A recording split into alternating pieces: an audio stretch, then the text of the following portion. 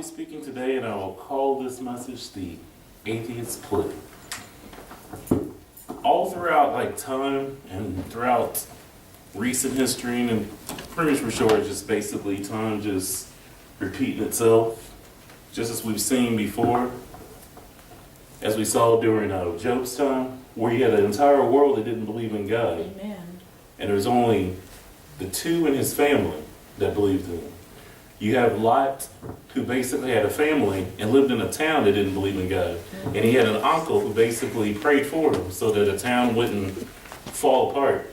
And he kept going down to 10. It started like hundreds, thousands. And if he went down to 10, if he would have went down to 1, God would have spared him. Amen. Because all he asked is just for one person to believe in him.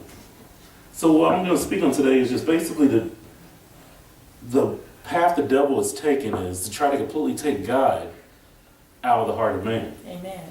But he can't take what's already there. You have to basically deny it yourself. You have to be the person who willingly says, I don't believe in it. Amen. So what we'll start with is, what's the definition of an atheist? And it says in almost every dictionary I've looked at, it says an atheist is a person who disbelieves or lacks belief in the existence of God or gods. Synonymous with the non-believer, the disbeliever, the unbeliever, the skeptic, the doubter, the agnostic, or the nihilist. That's the Oxford Dictionary definition of it.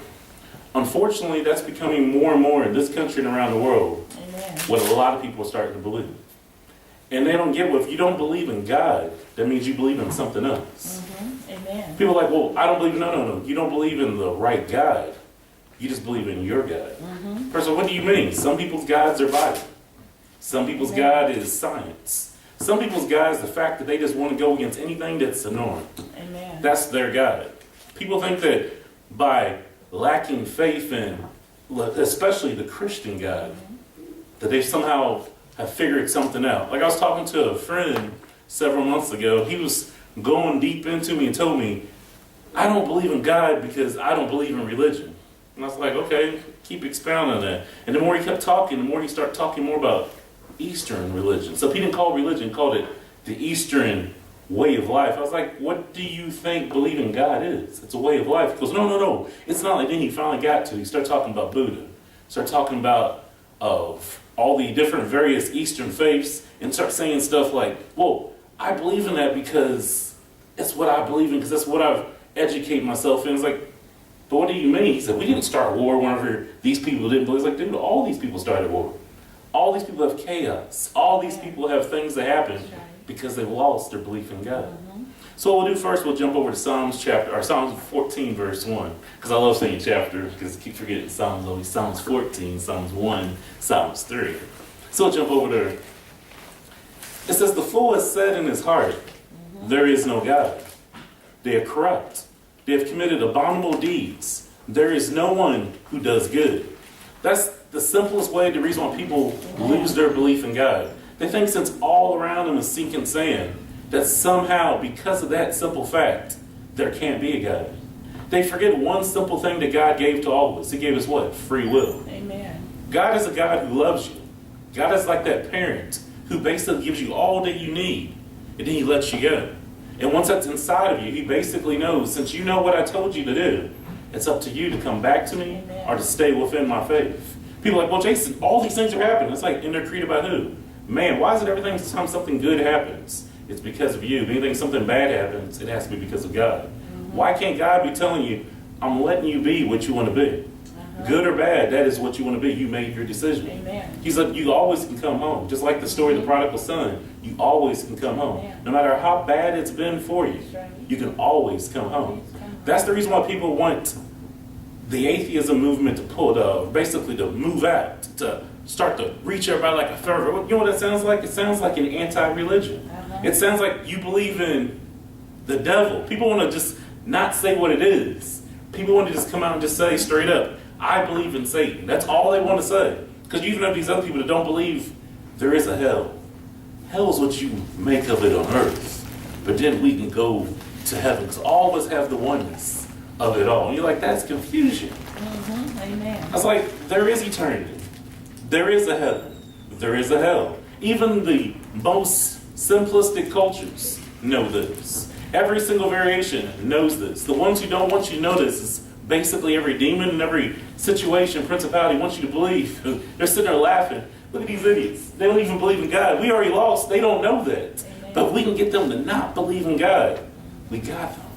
Because people think that something so simple is something that's fun to say. I don't believe in God. I believe in religion. I believe in science. And I told some person, how can you believe in science? He goes, what do you mean? All throughout school, whenever I was in kindergarten up until when I graduated out of high school, and the few years I went to college, everything in science changed every single year.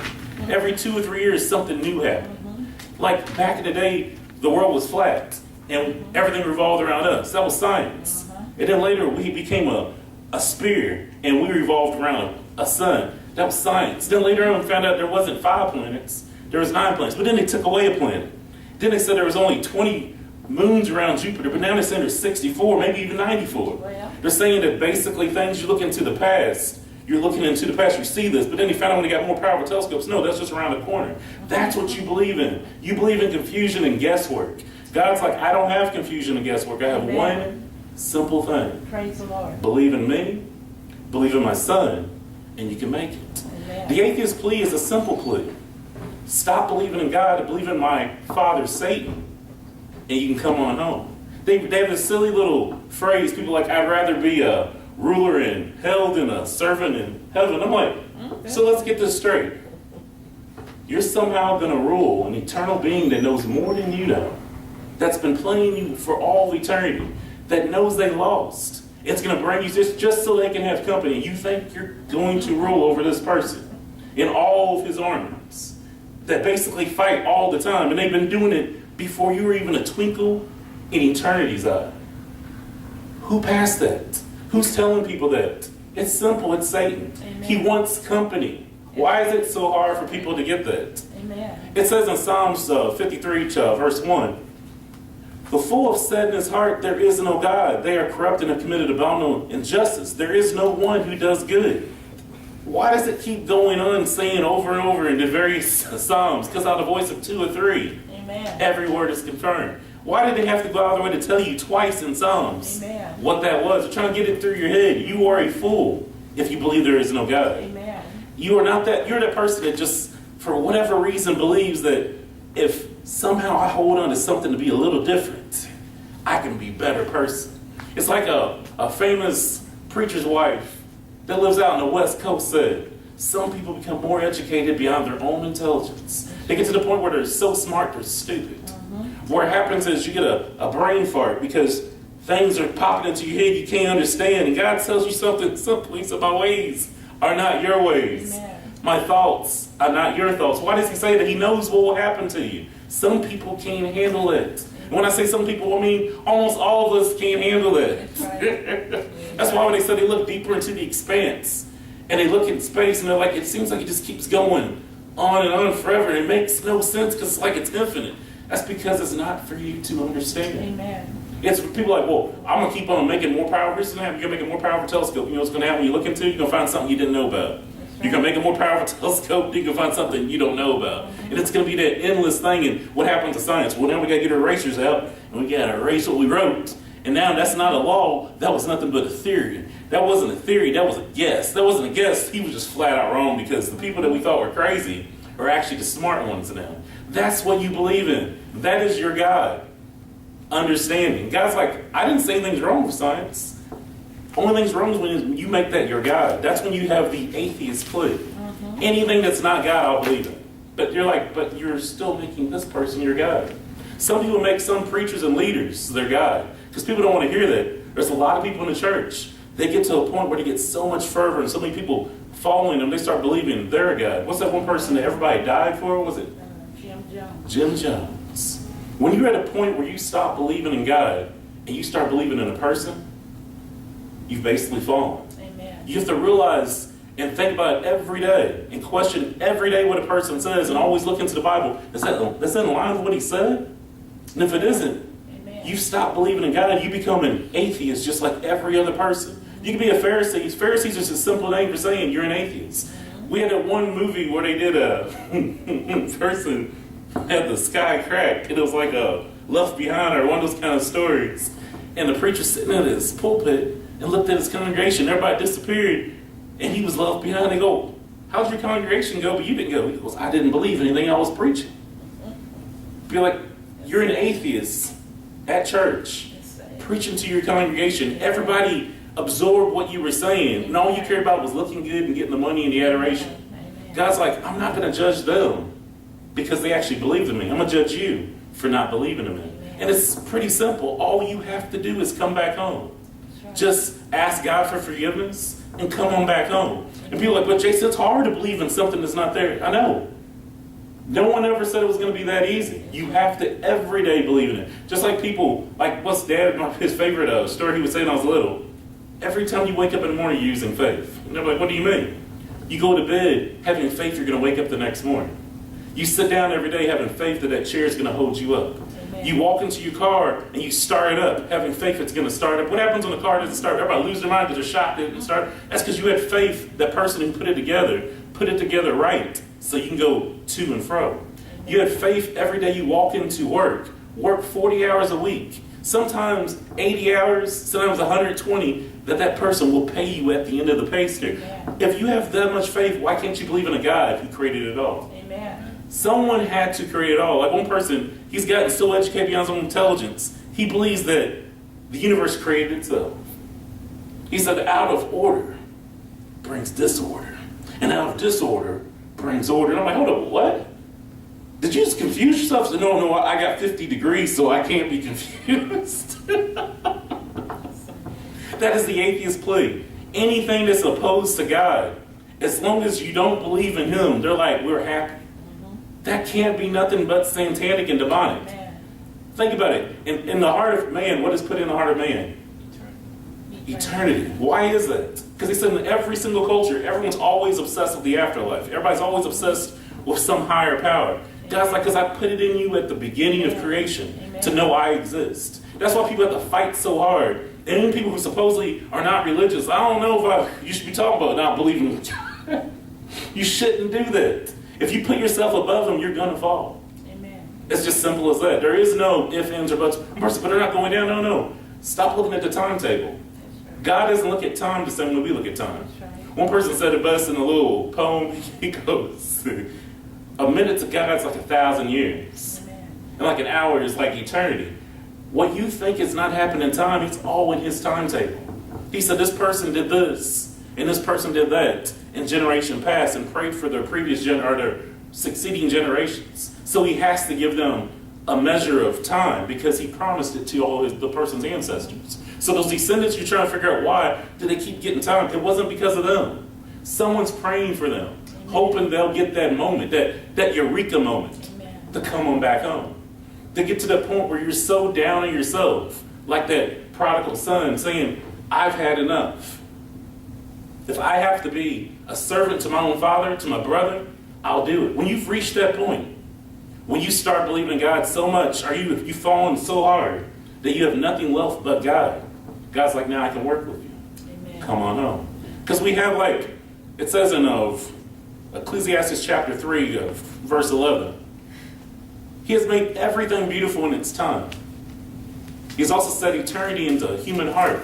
Yet no one can fathom what God has done from the beginning to end. Amen. It didn't say this person that came along, whether it be Socrates. It didn't say Newton. It didn't say Einstein. It didn't say Neil deGrasse. It didn't say whatever big name pops in your head and whatever degrees had that they can somehow understand. It said no one can understand or fathom what God has done from beginning to end. You could sit there and you could live 1 billion years.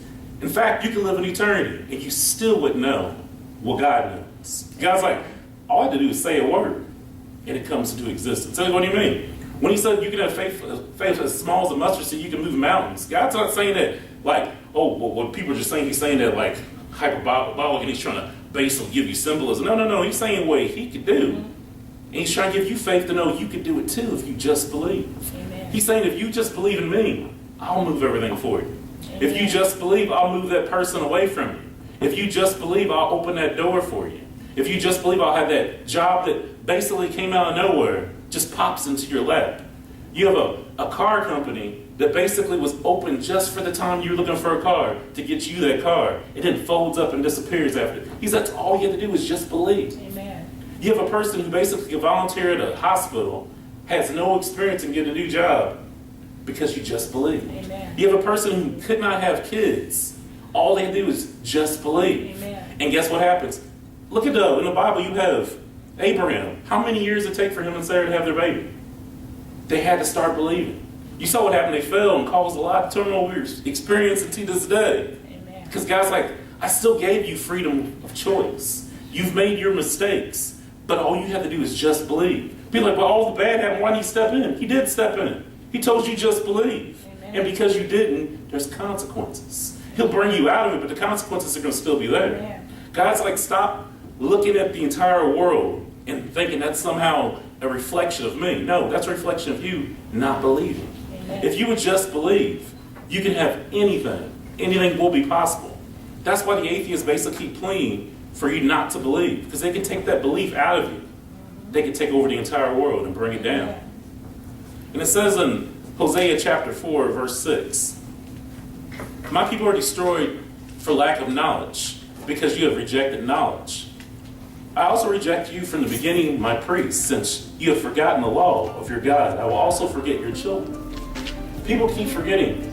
When you don't believe, that gets passed on to the next generation, and to the next generation. And then you'll end up like Sodom and Gomorrah, where they have to come down and destroy that city because no one believed. Because if you don't believe, guess who you believing in? You're believing in your actual master, Satan. And there's no protection anymore. He's like, well, I can come in and go roughshod now. I can destroy this place. I can cause this to happen. Because there's no protection. But all it takes, like you've seen in the Bible, is one person believing. And they can hold back the tide of time. And even if the person's supposed to come there and preach to you, he'll have a well swallow that person up and bring them to you. All you have to do is believe. That's the plea of the atheists. Basically, they're trying to take your belief out of you. And what you should do as a Christian is always keep believing, keep spreading your gospel and your message out there. And if you do so, God will bring you through any situation. And with that, I close. I hope something I've said has helped somebody today. I hope they keep on believing.